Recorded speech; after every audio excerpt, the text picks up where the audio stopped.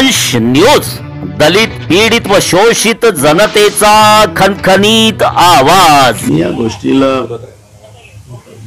किती स्थान द्यावं हा नंतरचा भाग आहे। धर्माच्या पलीकडे महाराष्ट्राचं जो वैचारिक व्यवस्था आहे ती पुरोगामी विचाराची आहे आणि पुरोगामी विचाराची असल्यामुळे या महाराष्ट्रात या गोष्टी होण्यापेक्षा या छत्रपती शिवाजी महाराजांच्या महाराष्ट्रामध्ये सगळे लोक सुरक्षित राहावे, त्यांनी सगळ्यांनी आनंदात राहावे, सगळ्या जाती धर्माच्या लोकांनी आनंदित राहावे असा हा महाराष्ट्र आहे। त्यामुळे मी धर्मावर जाणार नाही, पण महाराष्ट्रामध्ये जंगलराज निर्माण झालेला आहे। हे आता काही त्याला वेगळं प्रमाणपत्र देण्याची काही कारण नाही। मुंबई सारख्या शहरामध्ये सेलिब्रिटी हे सुद्धा सुरक्षित नाही, गावातला सरपंच सुरक्षित नाही, तर सर्वसामान्य लोकांची काय परिस्थिती असेल हा प्रश्न सगळ्यांच्या समोर निर्माण झालेला आहे। मी काल दिल्लीत होतो।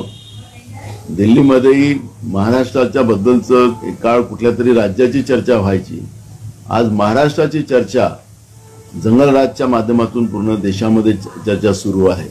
त्यामुळे महाराष्ट्राला कलंकित करण्याचं काम जे भाजप करते आहे, या भाजपनी सत्तेसाठी काही पण, सत्तेसाठी आतंक निर्माण करायचा, सत्तेसाठी दहशत निर्माण करायची, ही जी काही भाजपची मानसिकता आहे ही भाजपनी थांबवली पाहिजे।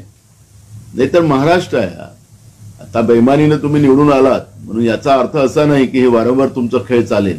पण निश्चितपणे मी या निमित्तानं महाराष्ट्राची जी औदास्यात जे निर्माण करण्याचं पाप जे भाजप करत आहे त्यांनी लक्ष घालावं। मी नुसतं एक गृहमंत्र्यावरच नाही तर पूर्ण सरकारवर आमचं, कारण की या सरकारमध्ये 65% दागी मंत्री आहेत आणि जेव्हा महाराष्ट्रातल्या मंत्रिमंडळातच 65% दागी मंत्री असतील तर राज्यात काय चित्र बनत असेल हे आपल्याला हे सरकार आल्यापासून कळायला लागलेलं आहे। भाऊ, मेळघाटमध्ये जादूटोणाच्या संशयावरून एका महिलेची धिंड काढण्यात आली, तिला मानवी मूत्र पाजण्यात आला, तिच्या चेहऱ्याला काळीख लावण्यात आली। अशीच जवळपास अशीच एक घटना नंदुरबारमध्ये देखील झाली। महाराष्ट्रामध्ये कायदा सुव्यवस्था विषय राहिला नाही, भीती राहिली नाही, पोलिसांची भीती राहिली नाही आणि त्याच्यामुळे या सगळ्या परिस्थितीमध्ये आज सगळी परिस्थितीच हाताच्या बाहेर गेलेली आहे। पोलिसांच्या भरतीमध्ये सुद्धा पैसे घेतले जातात, मग त्यांच्या पोस्टिंगमध्ये पैसे घेतले जातात, IAS IPS पासून सगळ्यांजवळून पैसे घेतले जातात आणि अशा परिस्थितीमध्ये या पद्धतीची जी काही आज मानसिकता लोकांमध्ये झालेली आहे की आमचं कोणीच काही बिघडवू शकत नाही आणि त्याच्यामुळे जादूटोणा असेल की त्यांच्यावर हल्ला करणारी जी व्यवस्था असेल त्यांना कुठली भीती राहिली नाही, म्हणून हे सगळे प्रकार घडत आहे। संतोष देशमुख यांच्या हत्येचं कारण पुढे करून महाराष्ट्रात कोको D2 सारखे मोर्चे काढले जात आहेत असा आरोप संजय लक्ष्मण हाके यांनी केला। माझा मुद्दा कोण काय बोलतो त्याच्यावर नाही जायचं आहे। संतोष देशमुख हे गावचे सरपंच होते, एकदा नाही तर 3दा सरपंच झाले, लोकनियुक्त सरपंच होते।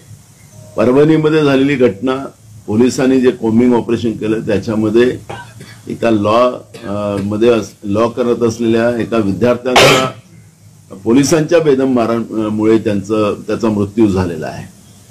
हे जे प्रकार महाराष्ट्रात घडते आहेत त्याला एखाद्या धर्माच्या किंवा जातीच्या आधारावर नेऊ नका अशी आमची विनंती आहे। ही जी काही मानसिकता या सरकारची आहे या मानसिकतेलाच आता सत्तेतून बाहेर काढणं हाच महाराष्ट्राच्या लोकांच्या हातात एकमेव शस्त्र आहे आणि त्याच्या आधारावरच ह्या सगळ्या गोष्टी व्हाव्यात। कारण की आज महाराष्ट्रामध्ये याच सरकारने मराठा ओबीसी एक वाद निर्माण केला। आता ओबीसी मराठा वाद निर्माण केल्यानंतर महाराष्ट्रातली काय परिस्थिती झाली की मूळ मुद्दे जे जनतेचे होते त्याच्या शेतकऱ्यांच्या शेतीचा मालाला भाव मिळू शकला नाही, शेतकरी मोठ्या प्रमाणात आत्महत्या करत होता।